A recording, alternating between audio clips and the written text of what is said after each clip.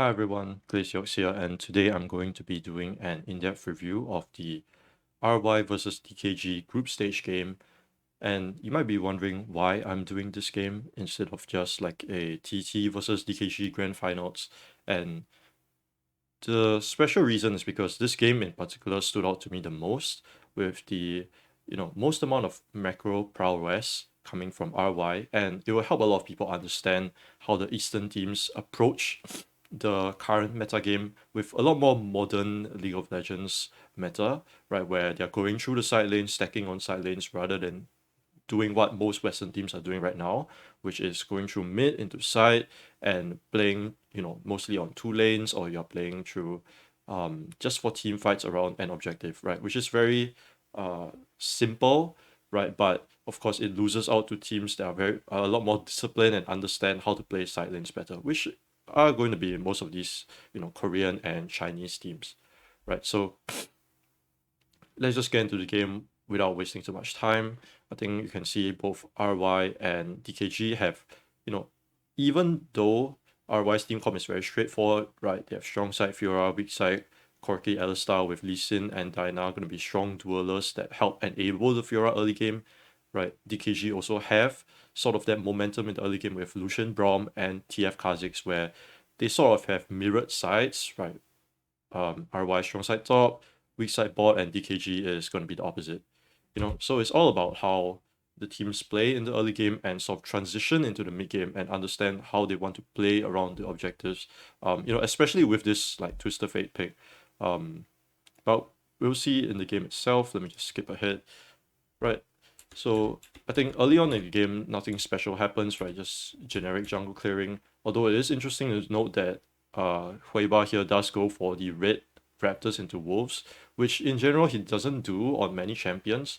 But I guess, Kha'Zix just has a much easier time doing wolves rather than Crux, because if you watch a lot of Huiba's games, he does the generic 3 camp clear that Lee Sin has done, right? The Crux, red, and raptors.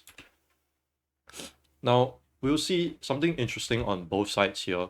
Um, and something interesting that happened in mid lane, which I sort of skipped, but I'll get back to really quick, is that now both side lanes here, which we talked about earlier, weak and strong side, are stacking waves, allowing for their jungler to camp and create a gank opportunity for each side lane, right?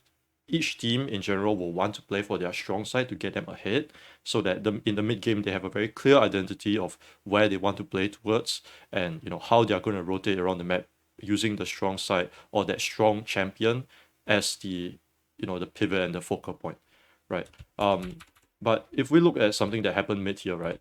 So Diana and TF lane will usually have Twisted Fate going or being able to get priority in most cases, right? But Isaac here does something really smart, right? If we look at the trade pattern earlier on, you can see that Twisted Fate and Diana are trading not really heavily, but a little bit of a small trade here and there, where Twisted Fate shoves in the wave and goes to take the fruit, and Isaac decides to hold the wave in this position before the third wave. So this is the second wave that he's holding, and this is really important, right? Because this allows him to be able to hit the third wave in a much safer position, where you would see a lot of teams in the current meta game where junglers will approach mid lane as two men and help to maybe smite the cannon minion or help their mid laner push the wave to guarantee the priority so that they can move into a side lane. But because of DKGU not fully shoving in the wave and not guaranteeing the wave crashing into a tower, Isaac holds it, keeps it nearer to his tower, and now, right, even though Kha'Zix is here, it's impossible for them to approach this cannon minion under the tower itself, and Diana is just going to slow push, stack the fourth wave here, and shove two waves into Twisted Fate, right? And you can see he does exactly that, right? He burns a lot of mana and a little bit of HP in this situation to guarantee the shove, right? And this creates an opening for RY where, in most cases, Twisted Fate is not going to be able to sort of react first, right? Even though he should be able to, right? Just because of this small individual mistake that he made, which Isaac capitalized on very well, right? Because in most cases, Twisted Fate should be pushing and then moving with Kha'Zix into a side lane. But because he doesn't get the shove, Diana's going to be able to move first. And, he comes to cover his weak side, right? Because they already know, okay, Lee Sin Fiora is already in such a good spot. He doesn't need to come and dive, right? What he needs to do is defend their weak side, which he assumes Kha'Zix and Twisted Fate are going to be diving.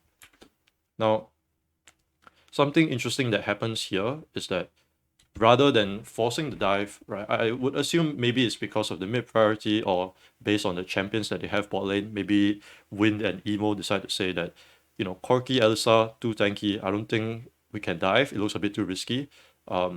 Maybe you guys shouldn't come.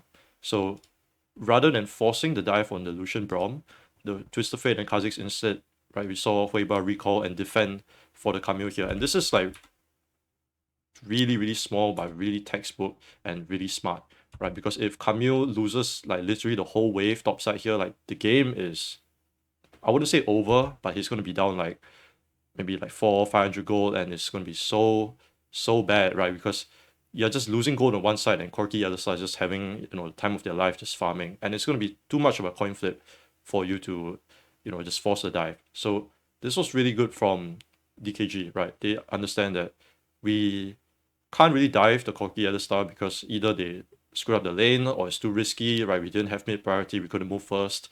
Then let's just go and defend our weak side instead. We're going to make sure that Camille is going to be safe. He doesn't lose like 3 waves. Instead, he only loses 1.5 maybe, which is still not the worst, right? We even see in this situation, he's even go with Fiora because of what DKG did, right? They understood the game state and they adapted to it, which is something that on a very high level is, you can say very normal, but for most teams in the world, it's very hard to, or very rare to see this sort of level of play.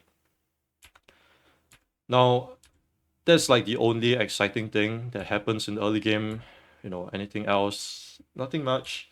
We'll just move forward to the 4-minute objective, right? Which is where you will see most teams generally do the 2-mid swap, right? This is to guarantee that if, let's say, for example, an enemy team goes for Rift Herald and they want to cross map, they are in a position to directly move to the dragon, or they are in a position where their bot lane or their majority of people being 4 are able to contest the objective, right? Which you can see Corki Alistar moves mid because they are going to be good at clearing waves, right? And Diana is a strong side inner, good at 1v1. And in the Eastern meta, people like to pick Diana as a weak side champion in the early game. And some people might be thinking like, why is Diana a weak side champion when she's so strong dueling, she's so strong in team fights? And the simple answer is just because Diana is a champion that is able to nuke waves, and you can understand this the same as picking Ziggs, right? Because when you play Ziggs on weak side, all you do is just out the wave that's coming into you, right? And it's the exact same with Diana, right? What they do is that if they are trading on the Rift Herald side and you are maybe trading on the bot side, the Diana will just run it down into the wave. He'll just out the whole wave, and then you won't have any minions at all to play on, right? So he stalls the entire play for at least 1 wave, and he does like a shitload of damage, and is sometimes able to trade 1-for-1, right? So, which you can see, it doesn't happen in this case, right? Because the Lucian sort of blundered and he fucked up and died to Diana 1v1. Now, in this situation, Twisted Fate has to outbot, right? Because if not, Diana is just going to take a free tower and they're going to be in a shit position for them to contest the Rift Herald. Now, both top laners here sort of have really awkward base timer, right? Fiora, like Ratel here sort of forces his base, right? You can see that he actually didn't buy any items all the way up to the 4-minute mark. And even though he's going to miss some CS, he understands that I have to base now, because if I don't base now, I'm going to be super stunted for this fight. Like, I'm going to be in this 4-minute fight with like 1 longsword, which is not what we want to happen. So he forces the base, loses some CS, but in turn he's able to come first, right? And this is the good thing from RY here. It's like they understand that the moment TF outsupport, they have to start the Herald instantly. So we saw that once TF showed, right, Lee Sin, Alistar made a beeline for Rift Herald, Corki as well, and they start the Rift. And people might think like, okay, this is like sort of troll, right, because they are going to start it 4v5, but they just have to start it, right, and just force the Rift Herald. Because, I mean, first of all, I would say that their champions are somewhat stronger right? They have Lee Sin, Alistar in this position, and even though they don't have Diana, they have the positional advantage, right? Enemies are going to be forced to walk into you, they're going to be forced to jump into you, like Kha'Zix in this position, right? And the only way that DKG does not have any casualties is if Kha'Zix tries to, one-man jump and hero steal it, which in most cases is never going to happen, right? Because that's just, that interaction is just going to happen like every single time. So we see now both teams just have this little skirmish here. And even though it's like sort of 4v5, right? RY come out on top, and it's for the exact reasons that we talked about earlier. Like, although Lee Sin had like insane kick, right? Positional advantage, making use of Diana in the side lane, starting the objective on spawn when we see enemy Twisted Fate rotate into side lane to defend Diana, and Fiora having a better base timing than the Camille, right? So these are just like fundamental things that allowed them to have the advantage in that situation, right? Now, we'll sort of see RY move, sort of play towards the dragon, right? And the important thing to note here is that Corki didn't take his package for the first objective, and my understanding or my guess would be that because both Dragon and Rift Herald are up, if you take your package, it's very easy for the enemy to just like, okay, let's just cross map and give, and then like he won't have his package for the next objective, right? So in a position where you are able to cross map, right, it's very awkward for Corki to take his package, especially when the enemy team can just wait it out, right? Because you shouldn't expect your Diana to solo kill a Lucian. Like, it just should not happen, right? At a high level, like Lucian should be able to understand that I shouldn't walk up to Diana, I should dodge his Q with my E, etc, etc.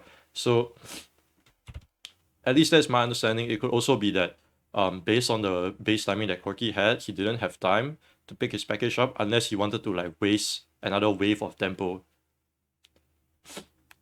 Now, we also see that when RY here is playing for Dragon and they have the package, they use Corki with his package to move into the side lane, right? Because he is an enabler at this point in time, which allows them to win the fight at either sides, right? So all they need to do is really just play around Corki, use his package to catch someone off, which in this case is just going to be Lucian. They catch them off on the right side, and we can see DKG move into a formation which is very special, or I guess uniquely DKG, right? A lot of the teams in the tournament wouldn't do this, where you can see they do a 2-1-2, right?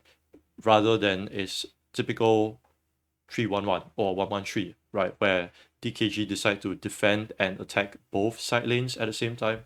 And you can see this more in certain games, like for example, the TT versus DKG finals, right? Where they're in a situation where even though the top tower is down, most teams would try to, okay, now that tier 1 is down for enemy team, let's try to get the opposite side tier 1. But rather than stacking on that side, they decide to, okay, let's defend that side and attack at the same time, right? Instead of doing 1-1-3, they do 2-1-2, and it sort of stalls the game out and defends the enemy play, right? As you can see, for example, if there was like either one person here or 3 people, there would just be like a huge team fight. And Renekton will be able to shove into the Jarvan, right? But because Kha'Zix is hovering the Jarvan, they are able to push in both side lanes, and enemy team is just like starved, right? Because Orianna Vi want to shove mid and move into their strong side with the Kai'Sa Trash, but because Elisa is hovering the Z and Jarvan is pushing in the opposite side, they have no side lane to play on, right? And it does sound sort of like OP, but there are sort of ways to counter it, and we'll sort of go into that a little bit more, where we see in this game where RY play into the 2-1-2 and just, I guess completely obliterate it, right? And we can see it sort of happen as well here, right?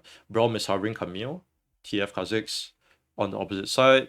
Lucian dies in mid lane, so they're like, okay, fuck it, we're trading tower for Dragon. It's not that bad. It's Ocean Dragon,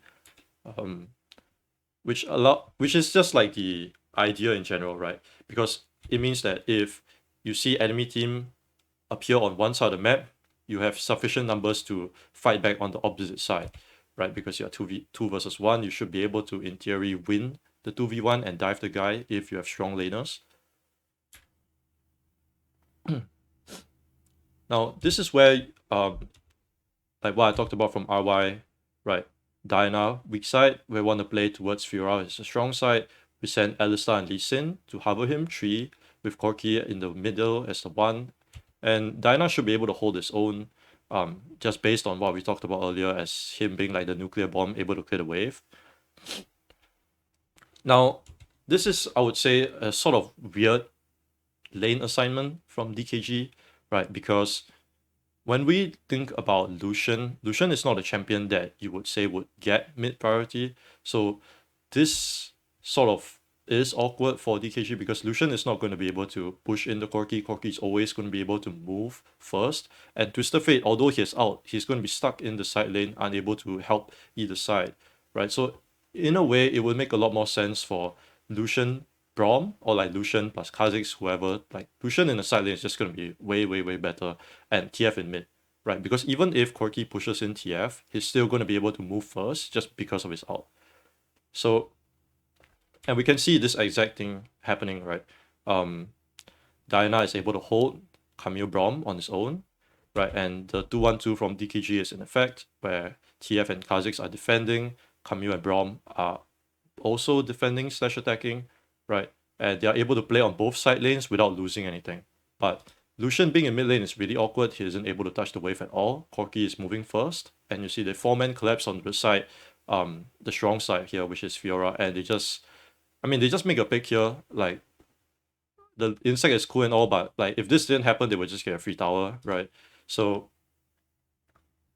the 2-1-2 works if you have a champion that's able to easily clear mid lane, right? Or champions that are much stronger in the side, because as much as TF Kha'Zix are good at doing like a 2v1 or like moving around the map, it isn't that amazing when you're getting outnumbered, right? Because you only have a lot of single target burst. So what I was talking about earlier, where if like for example Lucian Braum is here and you have Kha'Zix Camille in side lane and TF mid, even if enemy team decides to 4-man top side, you can TF port into bot side and 3-man the Diana before he's able to clear the wave, or maybe you're able to get a kill and take like half of the tower, but it's still better than like accomplishing nothing, right? And you can't really fault them for this because I would say this is just something that they're used to, right? You would see their support in the side lane a lot of times, especially not with their ADC, right? Wind is very accustomed to being in mid lane and being on that wave clear champion. We saw him play a lot of Brand, right? Where he's just sitting mid, throwing spells, clearing the wave, and then you have 2 of his side lanes moving together and looking for picks, right? So this is just generally how they are used to playing. And in this game where they had to adapt the lane assignments, I think they just didn't do it.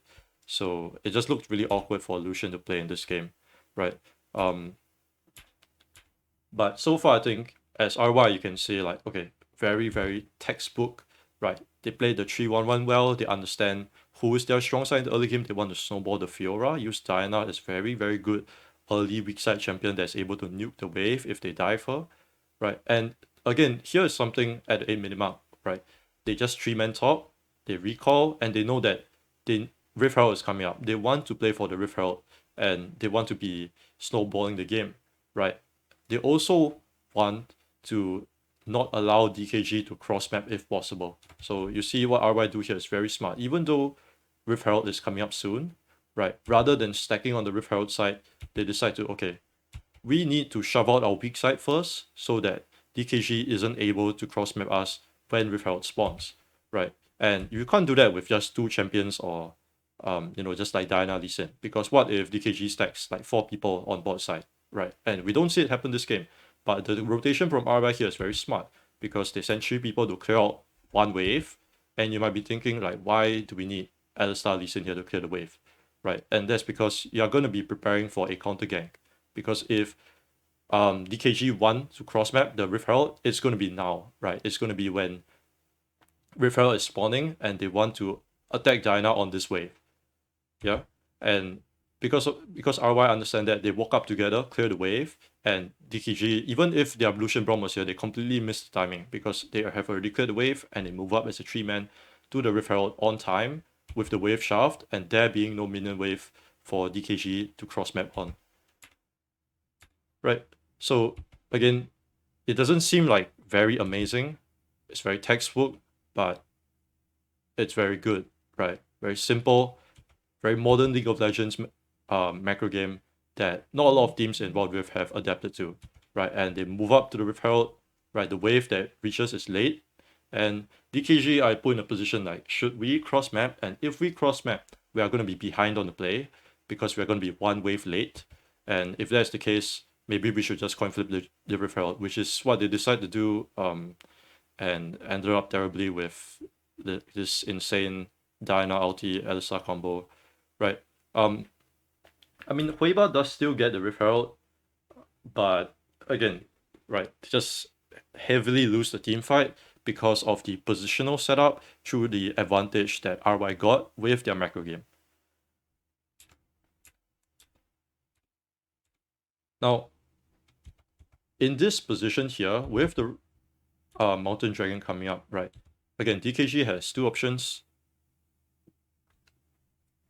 They have the Rift Herald. They can choose if they want to cross map onto the top tier 2, because them not having a minion wave shoved in, again, is really bad, right? We can see Kha'Zix and TF clearing camps, whereas they should be pushing the wave here, right? So that at the very least, you are given the option to cross map on the tower, even if you don't have the Rift Herald, right? And you at least are pushing the wave so that they can miss CS, regardless of whether or not you are fighting the dragon, right? But they decide to clear 2 camps instead, which is really awkward. And in this position, they could have been using Rift Herald top or Rift Herald mid, but they understand that, okay, there's no way we are going to get priority against the Corki. And we see something, again, this is really good from DKG, right? It's not just RY that are performing well this game. And DKG understand there's no way that we are going to get mid priority, especially against the Corki Alistar, right? Too much wave clear, too much catch potential with the Lee Sin Alistar.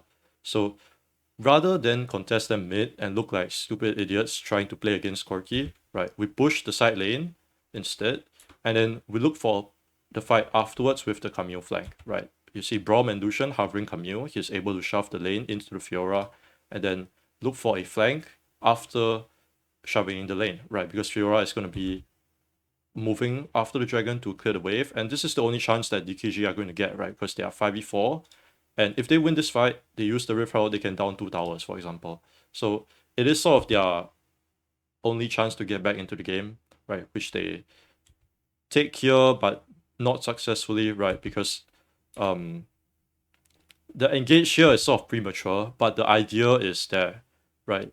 Camille is shoving the wave. We understand that we can't push in Corki, so we stack the side lane instead. We shove the side lane, look for a flank, and enable our team fight even though we are slightly weaker. So even though DKG were behind, they managed to find a positional advantage despite being so behind in gold and, of course, getting outscaled, which is, to me, something that just very, very few teams would do. So, regardless of the outcome, it was still a very,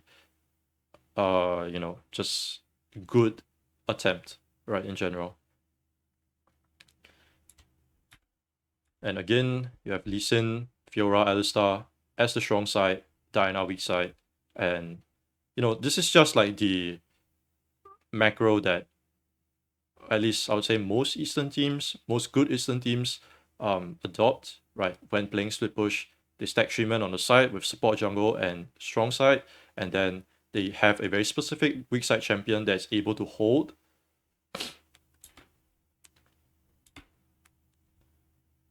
Now, at this point in time, there's not much to be done, right? Because both side lane towers are down for RY, and in this sort of position, they should understand that, okay, DKG's only play at this point in time is to go for bot tower, right? Because there's literally nothing to do, and there's only one tier 1 tower up, right? And we can see there's a lot of discipline here from Bertel, where he's understanding that, right? Because they know, okay, there's only one play for DKG to make. They can't fight us on the strong side.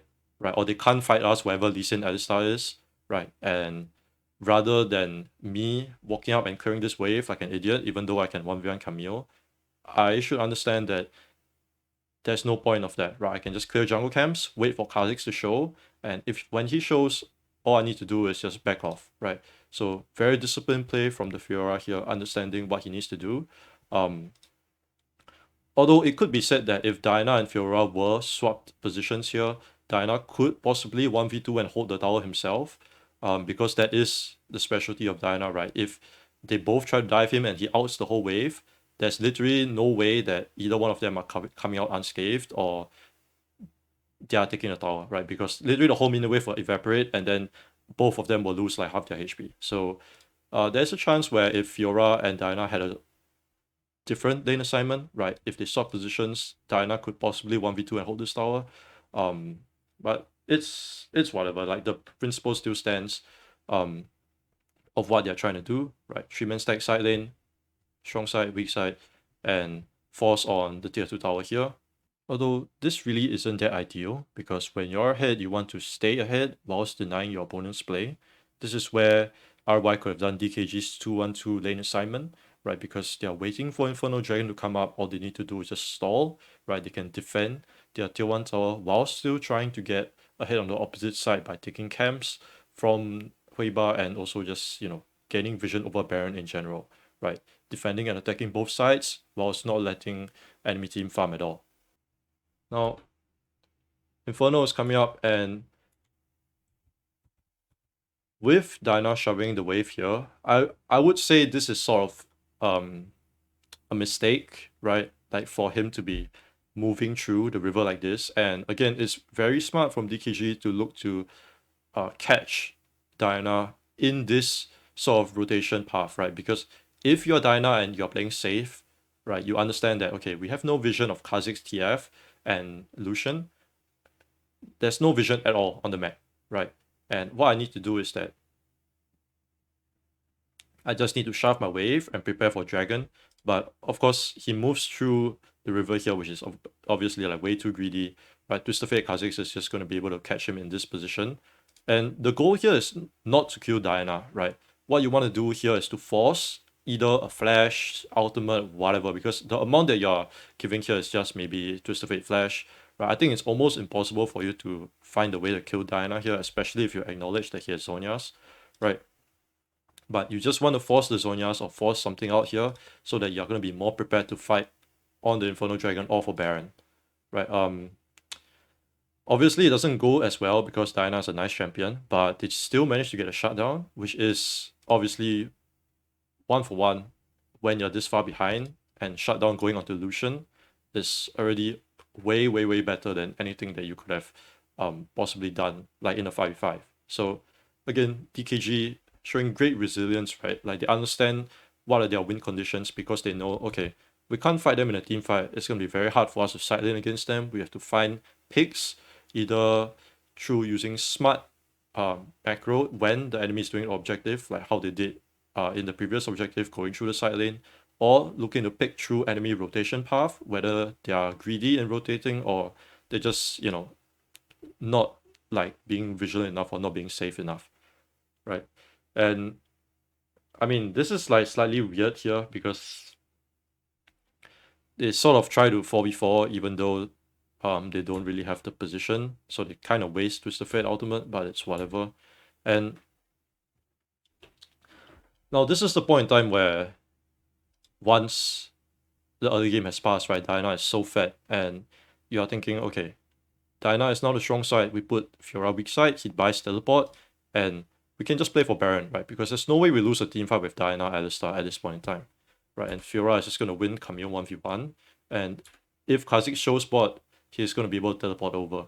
So again, this is, if we watch Rattel, right, he has a very strong understanding of what he has to do and his job in this situation because he's not touching the neutral wave at all, right? Because the neutral wave is super dangerous for him right now. He has no vision of Camille, no vision of Kha'Zix, right? And I mean, they don't have Twisted Fate out, but I think Fiora Kha'Zix might be enough to kill him, right? Considering, or at least burn his GA.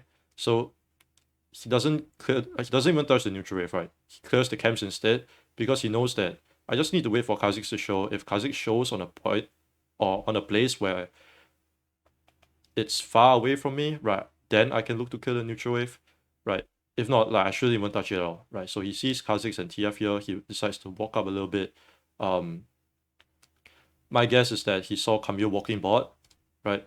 You can even see the ping coming out here. So he assumes that either Kha'Zix or TF, maybe he doesn't know TF out, but it's coming up soon. So again, he just backs off, right? The moment he sees somebody coming bot. So again, strong discipline, good fundamental understanding of how to play the side lane and split push here. Because his team is already winning on the top side, he doesn't have to do anything bot side. And they just make a pick, he holds onto his teleport, and he just goes mid and pushes the wave here. People might be thinking like why is he going mid? Why is he not shoving in the side lane?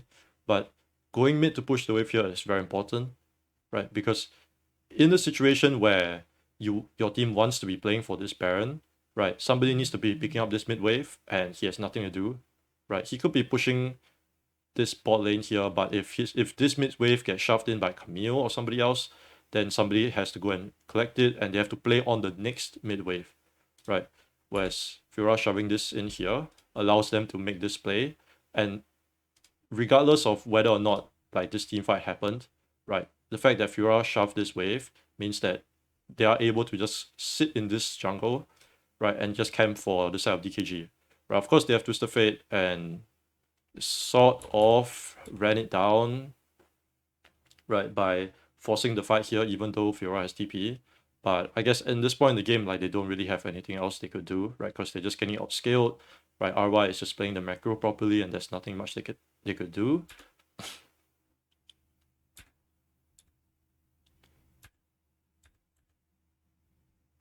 Right, so I mean, in general, I think this game showed a lot of how one RY played a strong split push in the mid to late, but they also showed a strong fundamental understanding of how to play strong side, weak side, how they want to allocate the 3-1-1, as well as how to move into enemy jungle and enemy territory, especially and who is going to be in on that tree, right? They put Diana as the weak side early game because she's good at clearing the wave and either like self-destructing or whatnot. And Fiora, as the game progresses later on, is just going to be able to do her own thing on her own, with Rattel being able to understand like what his responsibility is, right? Overall, it looked like RY had a strong understanding of what they had to do and are very just comfortable with their team composition, right? DKG looked sort of out of sorts, right? Because Wind on the Lucian looked like he wanted to stay mid and wave clear, but Lucian isn't the sort of champion that wants to do that, right? He isn't a champion that wants to AFK mid. And, TF is that champion that wants to AFK mid and look to pot into sides, but they didn't adapt to it.